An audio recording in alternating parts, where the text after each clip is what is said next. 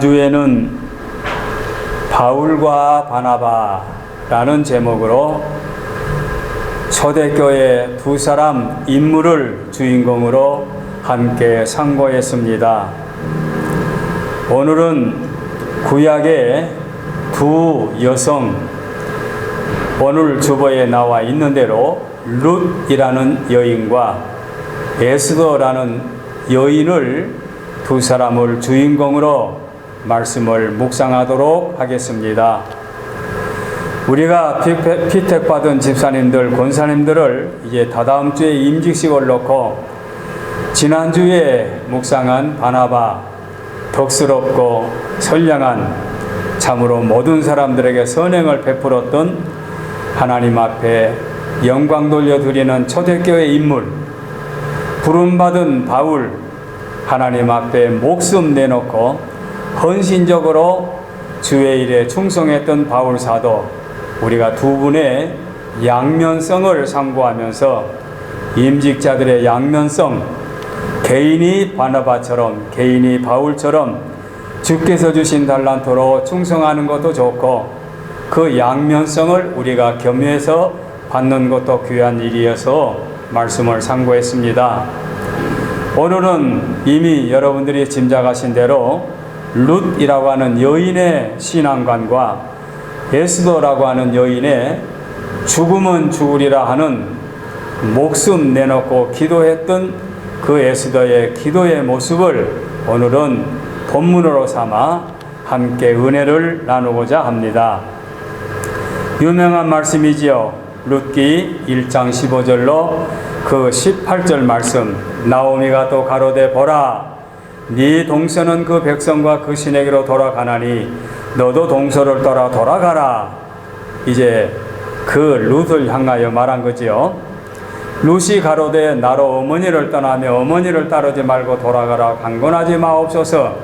어머니께서 가시는 곳에 나도 가고 어머니께서 유숙하시는 곳에서 나도 유숙하겠나이다. 어머니의 백성이 나의 백성이 되고 어머니의 하나님이 나의 하나님이 되시리니 어머니께서 죽으시는 곳에서 나도 죽어 거기 장사될 것이라. 만일 내가 죽는 일 외에 어머니를 떠나면 여호와께서 내게 벌을 내리시고 더 내리시기를 원하나이다. 나오미가 룻이 자기와 함께 가기로 굳게 결심함을 보고 그에게 말하기를 그치니라. 유명한 말씀이지요. 우리가 익히 기억한 말씀입니다. 이 말씀을 룻의 신앙 고백이라 이렇게도 말합니다. 룻의 신앙 고백. 룻의 신앙 고백. 마태복음 16장 16절 말씀을 보면 베드로가 주님 앞에 주는 그리스도시요 살아계신 하나님의 아들입니다 라고 고백할 때에 주님께서 뭐라 베드로에게 반응하셨습니까? 바 요나 시모나, 요나의 아들 시모나, 그 말이죠. 바 요나 시모나, 네가 복이 있도다. 네가 복이 있도다. 바른 신앙 고백하는 베드로를 향하여 네가 복이 있도다. 그렇다면 오늘 본문의 룻도 하나님 마음에 합한 신앙 고백을 하였습니다. 이방나라 모압 여인이 유대인 나오미 가정에 시집 와가지고 자기가 섬겼던 우상을 버리고 유일신 하나님을 섬기기로 작정하고 어머니를 따라 자식도 없고 남편도 없는 젊은 과부가 시어머니를 따라 자기의 신앙 고백을 할 때에 나오미가 함께 가기로 작정을 했지요. 베드로가 바른 신앙을 해서 하나님 앞에 축복을 받은 종이라면 룻 역시 바른 신앙으로 하나님 앞에 축복받을 여인임에 틀림이 없습니다. 우리들도 매주 예배를 드리면서 신앙 고백을 합니다. 어떤 교단, 어떤 교회들은 사도신경은 사도들 시대에 만들어진 신앙 고백이 아닌데 무엇 때문에 오늘날 예배 때 그걸 사용하느냐고 사용하지 않는 교단과 교회도 있다고 합니다만은 저는 그렇게 생각지 않습니다. 성경적으로 볼 때 신앙 고백이 매우 성경적이고 매우 체계적이고 기독교의 핵심입니다. 성부 하나님, 성자 예수님, 성령님, 그리고 교회의 거룩한 공예, 그리고 최후에 부활하여 영원히 살 것까지 완벽하게 그 신앙 고백에 나와 있기 때문에 우리는 우리의 신앙 고백으로 매주 함께 머리 숙여 합하여 합동하여 신앙 고백을 합니다. 이 신앙 고백이 성경적이고 주님 마음에 합한 고백이기 때문에 우리는 바요나 시몬아 네가 복이 있도다 하는 말씀처럼 우리들을 향하여 너희들이 복 있는 백성들이다 이렇게 주께서 인정해 주실 줄로 믿습니다. 자, 신앙 고백을 향한 말씀이 아니라 룻의 신앙 고백이 그만큼 복된 바른 신앙의 자세임을 보여주고 있는 것입니다.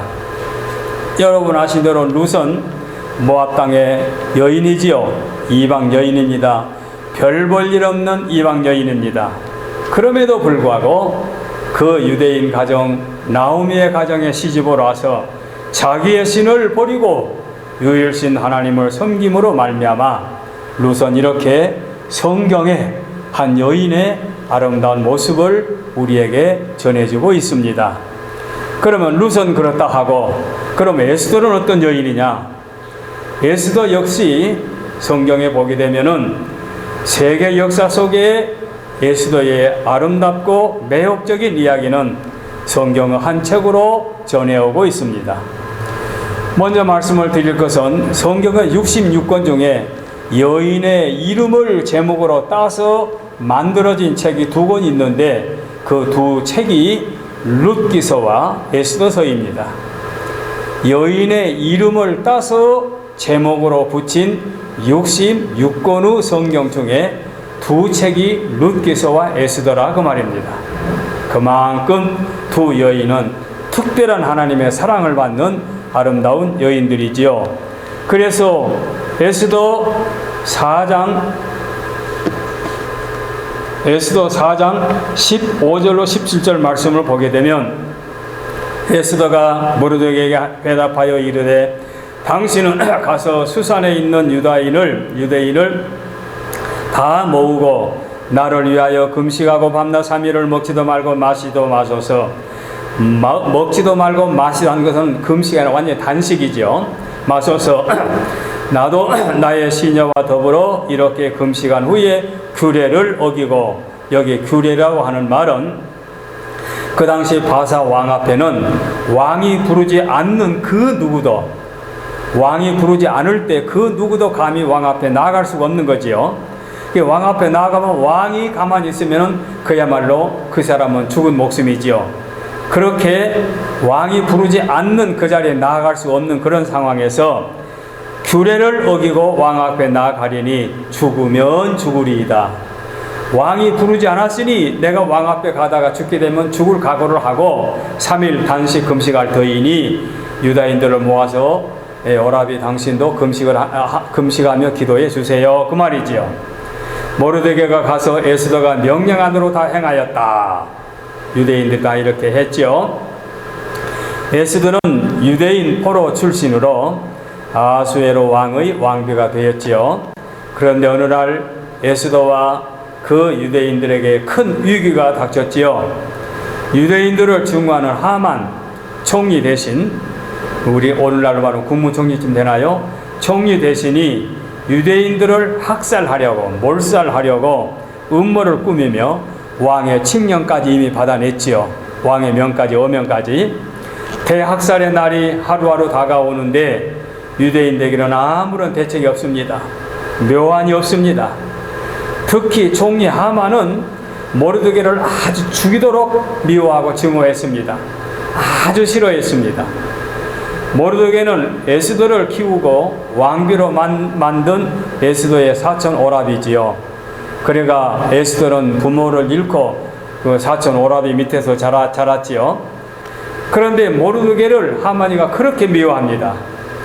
그래서 모르드게를 죽이되 아주 잔인하게 죽이려고 자기 집에 높은 장대를 세워놓고 장대에다가 목을 메어 죽이려고 장대까지 마련해 놓았습니다. 에스더는 하만의 음모를 모르드게를 통해서 전해 듣고 왕 앞에 나아가 다 폭로하고 싶지만 그렇게 할 형편이 못 되지요. 왕이 부르지 않으니까. 부를 리가 없지 않습니까? 그때에 바로 오늘 말씀, 본 말씀 3일 금식하고 내가 왕 앞에 나아갈 터인데, 왕 앞에 나아가다가 죽게 되면 죽을 각오를 하고 일삭하고, 주기철 목사님의 일삭하고 또 설교가 유명하지요. 그 일삭하고 죽음을 무릅쓰고 나아갈 터인즉 함께 기도해 주세요.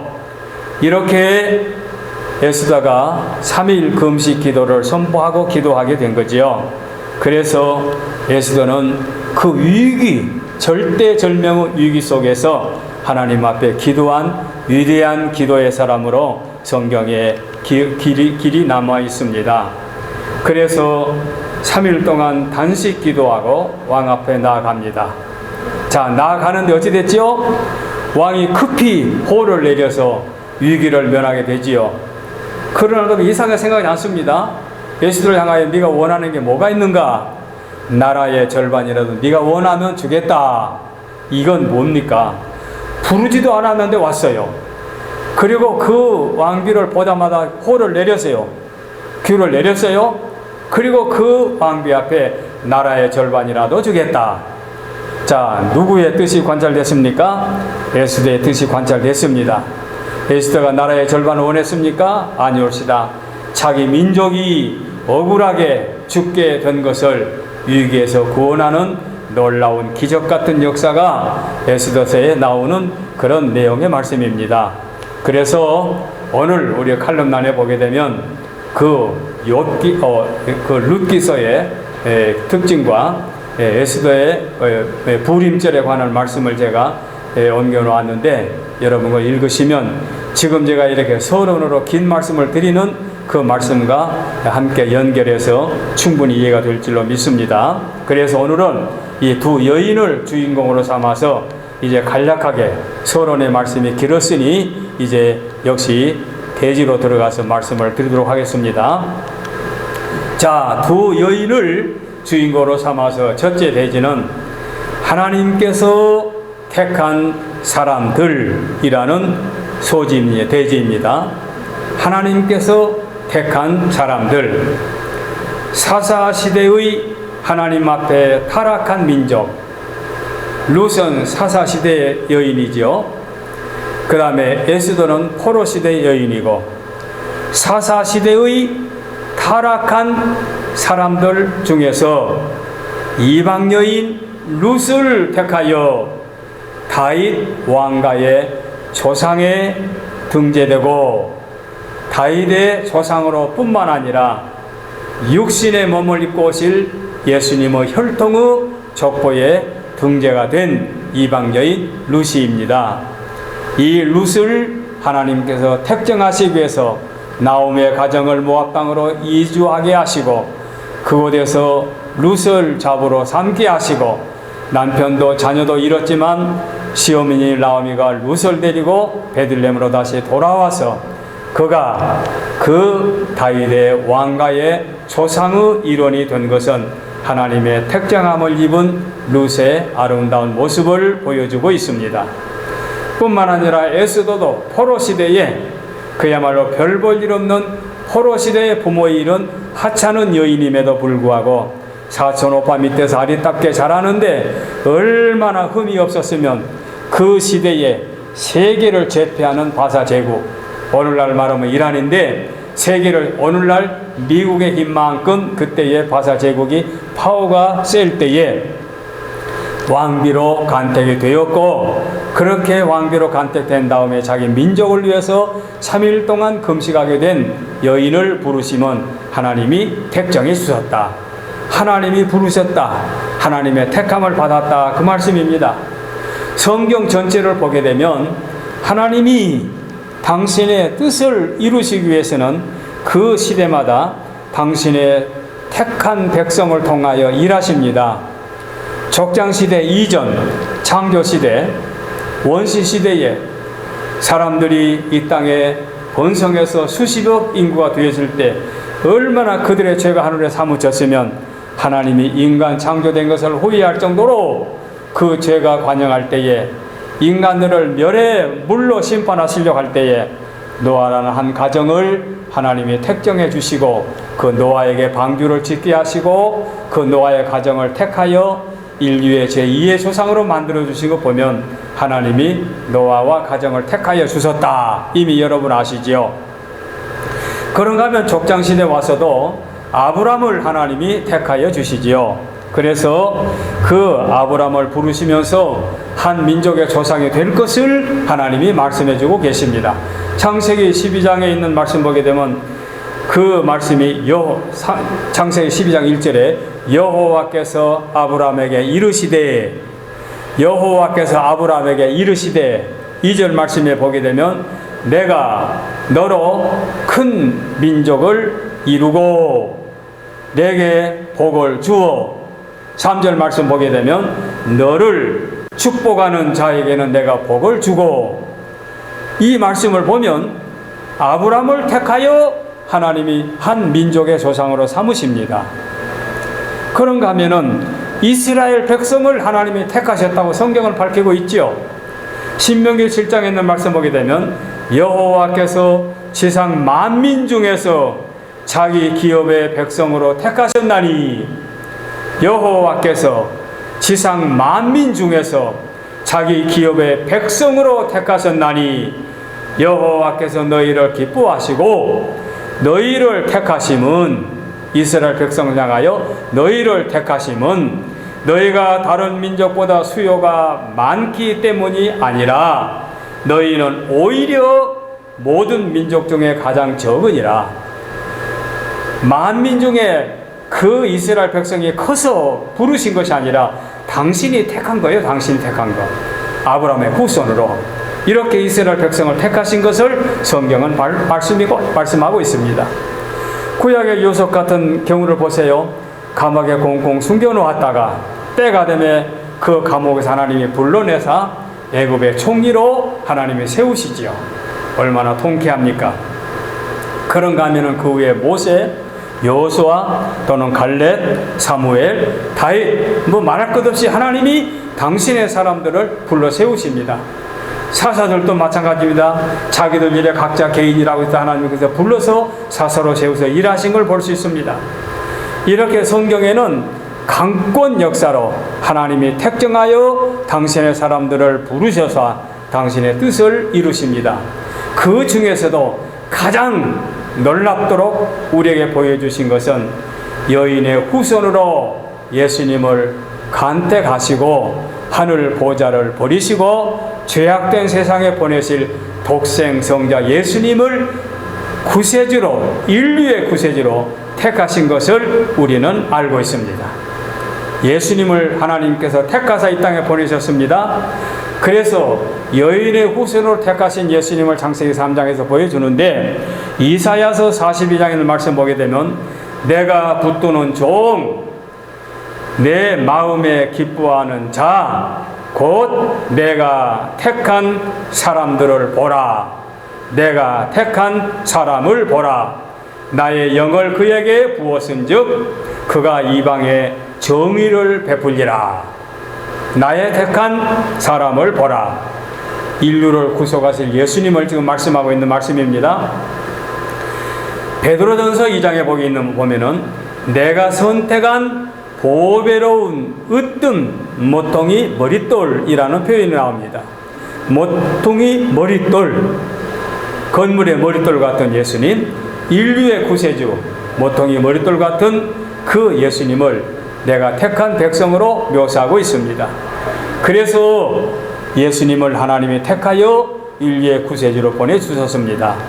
이렇게 룻을 택하시고 에스더를 택하시고 성경의 많은 인물들을 택하신 하나님께서 예수 그리스도를 택정하여 인류의 구세주로 이 땅에 보내주셨습니다. 지난주에 말씀드린 바울 사도 역시 바울의 기록된 말씀을 보게 되면 에베소서 1장 4절에 곧 창세전에 그리스도 안에서 우리를 택하사 우리로 사랑 안에서 그 앞에 거룩하고 흠이 없게 하시려고 택하셨는데 갈라디아서 1장에 있는 말씀 보게 되면 사람들에게서 난 것이 아니요 난 것도 아니요 사람으로 말미암은 것도 아니요 오직 예수 그리스도와 그를 죽은 자 가운데서 살리신 하나님 아버지로 말미암아 사도된 바울이라고 말씀하고 있습니다. 이렇게 각 시대마다 당신의 사람 택하여 구원의 반열에서 일하시게 하셨는데, 오늘 이 시대에 이 말세지 말에 2022년도에는 주의 몸된 교회의 우리 교회에서 우리 임직자들을 하나님이 세우십니다. 하나님의 택함을 받은 종들입니다. 택함 받은 종들은 내가 택함을 받았다. 누구에게? 하나님께 택함을 받았다. 이 성스럽고 거룩한 임직을 위해서 하나님께서 우리를 택해 주셨으니, 룻처럼, 에스더처럼, 바울 사도처럼, 구약의 인물들처럼 우리가 택함 받은 주의 종들답게 성스럽게 맡은 일을 감당하는 택함 받은 종들이 되기를 바라서 하나님께서 택하여 주셨다는 말씀을 드립니다. 두 번째 내지입니다. 택함 받은 종들을 하나님께서 인도해 주십니다. 그래서 두 번째 대지는 인도해 주시는 하나님입니다. 빌리그람 세계적인 부흥사 목사님 아시죠? 그 목사님과 함께 사역했던 그 성악가 킴 웍스라는 맹인 성악가를 여러분 마음 아실 거예요. 그분은 실명하여 앞을 보지 못하는 맹인인데, 그 미국의 후원자를 통해서 인디아나 주립대학을 공부해서 주립대학에서 성악을 대학을 공부하고 오스트리아에서 성악을 전공해가지고 성악가가 되었는데, 빌리그람 목사님의 그 전도단에 함께 참여하여 성악가로 함께 사역했던 그분이 그 간증에 이런 말을 했지요. 뭐 맹인이라면 이런 말씀 다 할 수 있는데, 유명한 이가 말을 했기 때문에 글로 남아 있습니다. 사람들이, 맹인이 한 말입니다. 킴 웍스라는 맹인이 한 말이, 사람들이 나를 인도할 때 저 100m 전방에 뭐가 있다라고 말하지 않습니다. 앞에 물이 있으니 건너 뛰어라. 앞에 계단이 있으니 한 발 내려놓으라. 이렇게 성실하게 내 바로 앞에 사건들을 말씀해 주므로 내가 그 인도자의 말을 따라 한 발 한 발 옮기다 보면은 목적지에 도달하게 됩니다. 뭐 이건 맹인이 아니어도 이해가 되고 모든 맹인들의 공통된 말일 것입니다. 멀리 뭐가 있다, 어느 장애물이 있다, 뭐 색깔이 어떻다, 뭐 산이 있다, 바다가 있다, 그게 아니고 바로 내 앞에 계단이 있다, 물이 있다, 건너뛰어라, 이렇게 한 발 한 발 안내주는 말을 따르다 보면 목적지에 다다란다. 그렇습니다. 우리가 주님의 택함을 받아서 우리가 주 안에서 봉사할 때에 인도하시는 하나님만 따르면 됩니다. 아까 말했던 그 원시시대 창조시대의 그 노아의 경우도 하나님이 그를 택하여 가지고 방주를 만들어 말씀대로 순종합니다. 방주에 들어갔습니다. 그 하나님의 문을 닫습니다. 그리고 40일 넘도록 비가 내립니다. 그 온 지구에 물이 창일합니다. 그때의 하나님의 말씀대로 따랐더니, 인도한대로 순종했더니 그 가정이 구원함을 받게 된 거지요. 이스라엘 백성들이 홍해를 건너옵니다. 하나님의 인도함을 따랐습니다. 광야에 들어왔는데, 광야에서 가나안 땅까지는 아마 그 백성들이 쉬지 않고 가면은 보름이면 간다고 그래요. 그 광야를 건너가는데, 그런데 하나님께서 40년 동안 낮에는 구름으로 밤에는 불기둥으로 인도하십니다.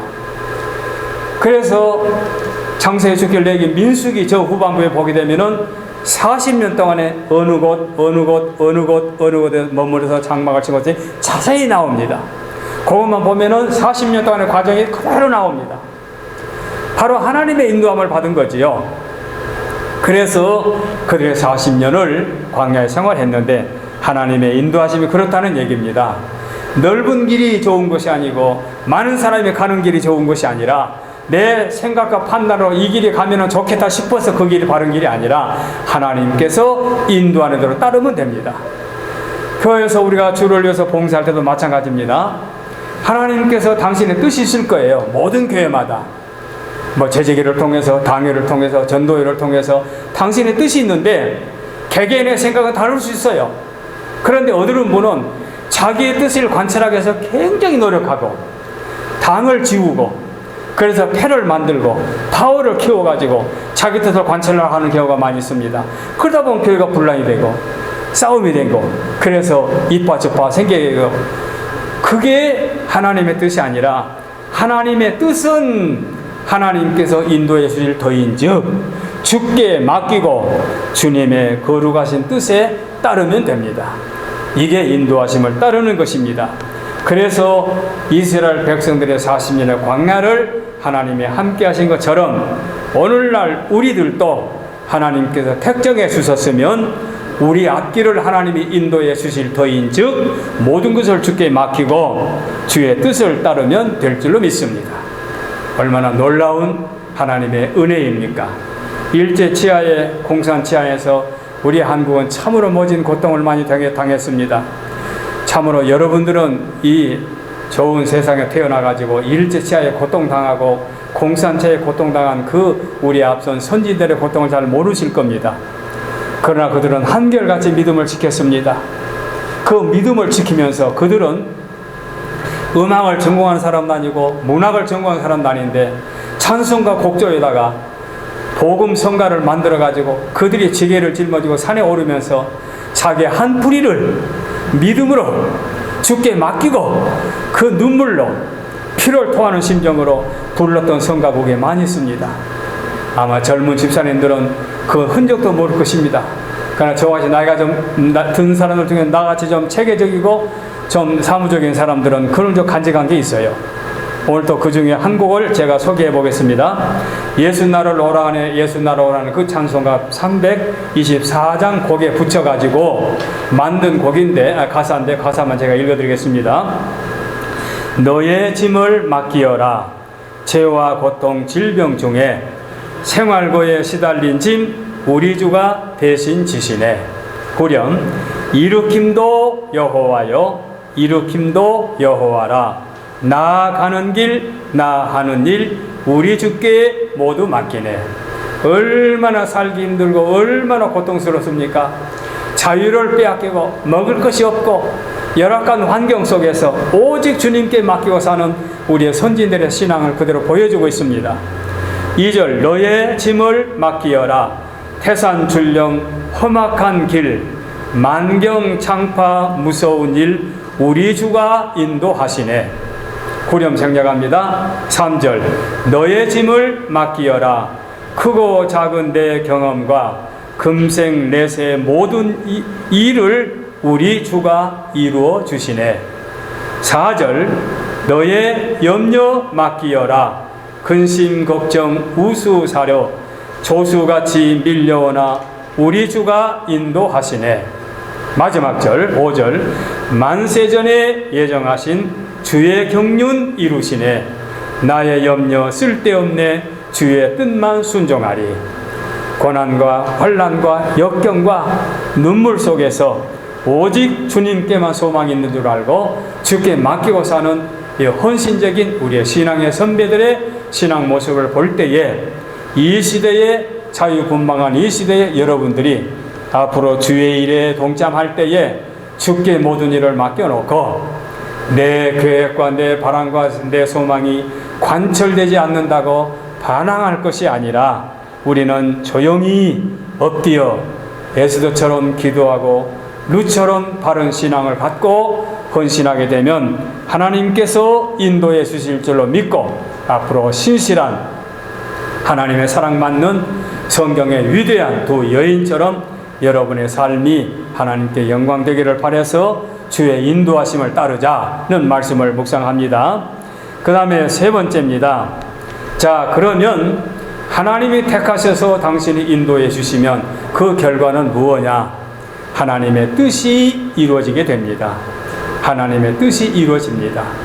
하나님의 뜻, 당신의 뜻이 이루어집니다. 자, 그 뜻이 무엇입니까? 나를 택하시고 부르셔서 나를 인도해 주셨습니다. 그러면 그 인도함을 따르는 주의 종들의 결과는 무엇이냐? 하나님의 뜻이 이루어집니다. 여러분 그 조각가 중에 미켈란젤로라고 하는 그 불란서 조각가의 이름을 아시죠? 아마 여러분 저보다도 여러분들은 아마 인터넷 시대에 잘 아실 겁니다. 그 피에타라고 하는 그 조각상을 여러분 뭐 미켈란젤로만 찍으면 그 조각상이 먼저 나오지요. 한 여인이 죽은 시신을 이렇게 안고 있는 모습. 그 여인은 마리아이고 그 다음에 죽은 시신은 예수님의 십자가에서 죽으신 예수님.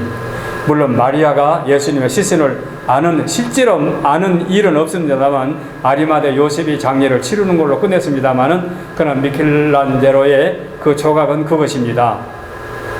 그리고 조각상에 얽힌 그 비화가 있죠. 뭡니까? 그 한 번은 미켈란젤로가 그 어느 그 돌 공장을 이렇게 지나가는데 엄청나게 큰 돌이 이렇게 놓여 있더래요. 근데 이렇게 지나가서 엄청나게 돌이 참 크다 이렇게 지나가는데 그 조각가의 음성에 뭐라 들리는 거니? 예수님께서 그 말씀을 하는 거예요. 야, 이 돌을 갖다가 제할 것을 제하고 없앨 것을 없애고 네가 한번 이것을 내 누운 모습을 한번 만들어 봐라. 이런 그 영감을 준 거예요. 그래서 그 조각가가 그 공장에 들어가가지고 이 돌을 나에게 파십시오. 그러니까 깜짝 놀라면서 이걸 당신이 사가겠냐고. 제발 가져가라고. 10년 동안 이 돌은 한 사람도 사겠다는 사람이 없어가지고 자리만 찾아오고 있는데 이거 제발 없었으면 좋겠다고 가져가라고. 공짜로 얻어다가 1년 동안 조각을 했습니다. 조각을 해서 만든 것이 여러분이 인터넷 열어보면은 그 여인이 이렇게 죽은 시체 예수님의 모습을 안고 있는 그런 모습의 그 조각상이 보일 거예요. 그 조각상이 만들어진 거예요. 1년 후에 조각을 만든 다음에 그 돌 공장 사장을 불러다가 이제 보여줬습니다. 그러니까는 깜짝 놀라면서 어떻게 이걸 만들었냐, 이거 어떻게 되게 나오냐고. 그러니까 미켈란젤로가 사실은 당신이 그 돌 공장에 지나가면서 내가 이런 음성을 받고 팔라발대게 거저주지 않았느냐. 내가 이걸 제할 때 제하고 뭐 없앨 때 없애고 이렇게 해서 만들다 보니까 이런 조각이 나왔다. 이런 그 전해온 이야기가 있죠. 뭐 유명한 이야기니까 다 아실 줄 압니다만은 하나님이 하시는 일은 우리가 몰라요. 저와 여러분은 즐겨 쓰는 말 가운데 한치 앞을 모른다는 거 아닙니까? 한치 앞을 모른다. 그 얼마나 사람들이 어리석습니까? 그래서 뭐 한국에 보면 그런 얘기 있대요. 부부가 갈등이 돼가지고 싸우는데 이제 이혼 절차를 받고 있는데 그런데 부인이 집에 있는데 갑자기 남편이 뭡니까 회사가 어디 뭐 출장을 나갔는데 전화가 온 거예요. 강원도는 이거 병원이라고. 이게 무슨 일이냐고. 그냥 누구누구가 당신의 남편이냐고. 그렇다고 그러니까 지금 남편이 병원에 와 있다고 빨리 오라고. 가서 보니까 여자하고 강원도 해변에 놀러 갔다가 뭡니까 물에 빠져 죽은 거예요. 그러니까 이혼 절차를 받고 있는데 남편이 못된 짓 그 중에 그 이혼 그 과정 속에서 그 짓을 하다가 죽게 됐으니 그 재산이 몽땅 이제는 재산 때문에 싸우고 있는데 누구의 것이 됩니까? 인간은 한치 앞을 모르는 거예요. 자기 사랑하는 아내를 내버려두고 바람난 여인과 놀러 갔다가 죽었다? 그것도 이혼 과정에서 이게 한치 앞을 모르는 인간의 참으로 어리석은 모습을 보여주고 있지요. 그런데 우리가 하나님의 인도함을 따르면 하나님께서 당신의 뜻을 이루신다. 뭐 아까도 말씀드렸지만 예수님이 이 땅에 오셔서 육신의 몸으로 다 뜻을 이루신 다음에 마지막 최후의 한 가지 십자가만 놓고 겟세마네 동산에서 아버지여 원하시면 할 수만 있으면 이 순잔을 나에게 명케해 주옵소서. 저 쉬운 말로 하면 하나님 아버지 내가 십자가를 지러 세상에 왔습니다마는 내가 육신의 몸을 입고 너무 힘듭니다. 이 방법 아니고 다른 방법 없습니까? 그러면 다른 방법이라도 좋습니다. 그러나 내 뜻은 그렇습니다마는 내 뜻대로 마옵시고 아버지의 뜻대로 이루어지기를 원합니다. 라고 기도했죠. 그 십자가 지셨죠. 다 이루었죠. 그 하나님의 뜻을 이름으로 말미암아 당신 한 사람의 죽음을 통하여 인류를 죄에서 구속해 주시는 구원의 은총이 나타나지 않았습니까? 하나님의 뜻이 그렇다 이 말입니다. 하나님의 뜻은 그렇습니다. 그러니 우리는요 앞으로 내가 집사가 되고 권사가 되고 장로가 되어가지고 나는 이렇게 하겠다. 그런 계획, 그런 바람 다 좋습니다. 그러나 그 뜻은 최후의 뜻은 하나님께서 이루어 주실 줄로 믿고 하나님 앞에 모든 것을 맡기고 순종하게 되면 룻처럼 에스더처럼 하나님의 영광을 받으시고 우리는 사명자로서 부름받은 자로서 임직자로서 종들로서 이 땅에서 부끄럽지 않는 자랑스럽고 존경받고 사랑받는 임직자들이 될 줄로 믿어서 지난주에 바나바 바울 사도 오늘 룻 에스더와 같은 위대한 성경의 인물들과 같은 참으로 성숙한 주의 종들이 되어서 지금 제가 여러분들을 임직을 하게 되면은 내가 앞으로 목회가 10년 남았다 20년 남았다 그동안 나를 비롯한 교회의 재직이 되어가지고 교회를 이렇게 만들자. 저는 지금 그런 꿈으로 임직자를 세운 것도 아닙니다. 존경하는 우리 장로님이 저와 똑같은 심정으로 우리가 떠나기 전에 신실하게 말없이 순종했던 불평 한마디 없었던 우리 남녀 집사님들에게 임직을 세우자라는 간절한 장로님의 뜻도 계시고 해서 우리는 임직을 세우고 이제 뭐잖아. 장로님과 저는 연세 때문에 나이 때문에 이제 일선에서 물러나게 된다면 여러분들 앞으로 우리 교회에서 또는 제3의 교회에서 여러분들이 직분자로서 봉사할 때 오늘 들은 말씀처럼 룻처럼 에스더처럼 하나님 앞에 신실하게 부름받은 종답게 인도함을 따라 하나님의 뜻을 이루게 되면 이것이 우리에게 바라는 최후의 소망인 줄로 믿고 우리는 이렇게 성스럽게 엄숙하게 장엄하게 감히 이 말씀을 드립니다. 여러분들도 두렵고 떨리는 마음으로 임직에 참여하셔서 신실한 임직달이 되어 주기를 바라서 이 말씀을 드립니다. 기도하겠습니다.